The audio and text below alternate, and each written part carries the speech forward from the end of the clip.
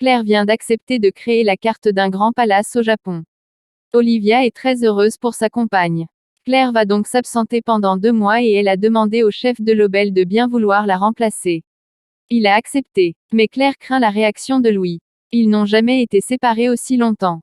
Olivia pense que cette séparation fera du bien à Louis et elle émet l'hypothèse que cette coupure pourrait lui remettre les idées en place. Un peu plus tard, Claire annonce à Louis qu'elle part dans quelques jours à Tokyo pour créer la carte d'un grand palace. Louis accuse le coup. Il se demande ensuite si Claire ne chercherait pas à travers ce départ à se venger de l'interview et de son succès. Claire lui assure que non. Olivia demande à sa compagne de ne pas se justifier. Elle est persuadée que Louis cherche uniquement à provoquer sa mère.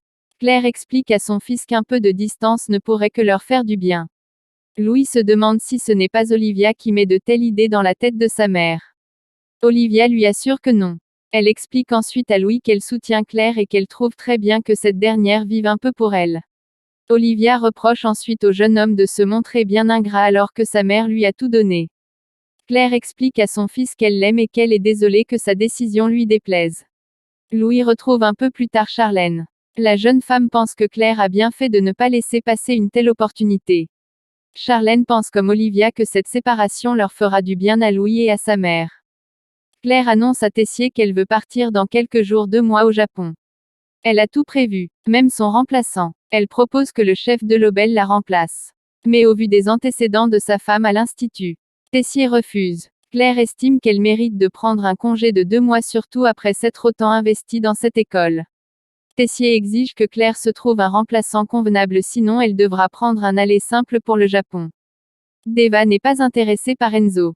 Enzo est toujours intéressé par Deva. Sur les conseils de Maxime, il parle à la jeune fille. Il essaie maladroitement de lui faire comprendre qu'il n'est pas un pervers.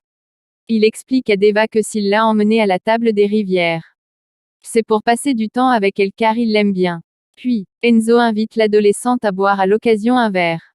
Deva accepte. Enzo assiste un peu plus tard Zachary pendant le cours de pâtisserie des premières années et il ne lâche pas Deva.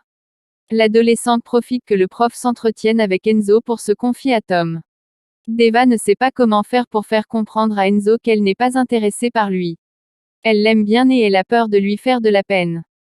Tom essaie de lui faire prendre conscience qu'en laissant Enzo se faire des films, elle finira par le blesser vraiment. Après les cours, Enzo a cherché Deva partout sans succès et il finit par s'adresser à Tom. L'influenceur culinaire se montre direct. Il lui avoue que Deva n'est pas intéressée par lui. Enzo ne le croit pas. Il pense que Tom a des vues sur l'adolescente. Martha n'est pas la mère de Naël. Clotilde a rappelé Joachim pour lui parler en tête-à-tête. Ils se retrouvent dans un café. Joachim est surpris que Clotilde l'ait recontacté. La dernière fois qu'ils se sont vus, Clotilde avait été très claire et ils ne devaient plus être en contact. C'est pourquoi Joachim s'interroge. Mais Clotilde lui explique que Guillaume et elle se sont retrouvés et que tout se passe bien. Si leurs retrouvailles sont troublantes. Là n'est pas le sujet. Clotilde lui parle de Martha et de son déni de grossesse. Joachim est surpris et il confirme à Clotilde qu'il n'a jamais été au courant de cette histoire. D'ailleurs, il se demande comment Martha a pu traverser une épreuve pareille sans lui. Clotilde lui explique qu'ils ont des doutes sur la version de sa sœur et qu'il est leur seule chance de connaître la vérité. Joachim accepte de parler à Martha. Clotilde pose sa main sur la sienne et le remercie. À l'Institut, Joachim retrouve Martha. Il se montre honnête avec sa sœur et lui déclare qu'il ne croit pas une seconde à son histoire. Il lui confie ensuite que Rose et Clotilde ont des doutes sur la véracité de son récit. Martha explique à son frère que Rose veut juste garder Naël pour elle. Joachim assure à sa sœur qu'il ne la jugera pas et qu'il veut juste connaître la vérité.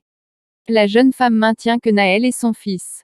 Pour en avoir le cœur net, Joachim veut appeler Christine, la marraine de Martha. Au pied du mur, Martha avoue à son frère ne pas être la mère de Naël. Joachim essaie de raisonner sa sœur.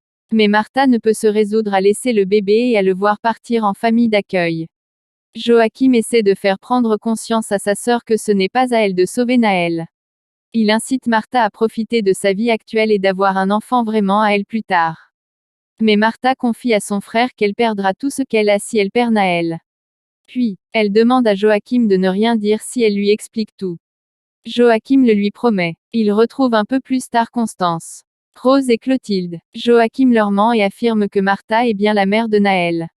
Il essaie de leur faire croire qu'il a appelé Christine la marraine de Martha et qu'elle le lui a confirmé avoir gardé Naël jusqu'à la rentrée.